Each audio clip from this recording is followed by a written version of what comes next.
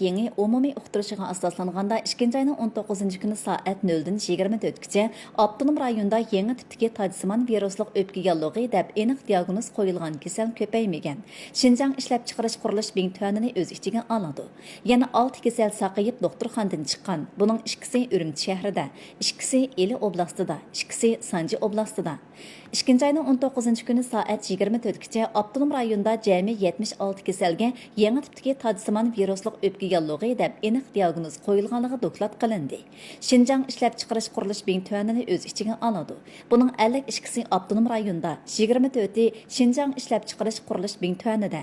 Aniq diagnoz qo'yilganlarning 23i Urumchi shahrida, 18i Eli oblastida, 3i Turpan shahrida, 1i Aqsu viloyatida, 4i Sanji oblastida, 3i Baynug'ulin oblastida, 1i Bingtuan 7-shiyasida, 4i Bingtuan 8-shiyasida, 4i Bingtuan 9-shiyasida, 2si Bingtuan 6-shiyasida, 3i Bingtuan 13-shiyasida, 10i Bingtuan 4-shiyasida. Jami 20 kasal saqayib doktorxonadan chiqdi. Biri qazo qildi. Doktorxonadan chiqqanlarning 8i Urumchi shahrida, 1i Turpan shahrida, 6si Eli oblastida, 1i Aqsu viloyatida, 2si Sanji oblastida, 1i Bingtuan 7-shiyasida, 1i Bingtuan 8-shiyasida.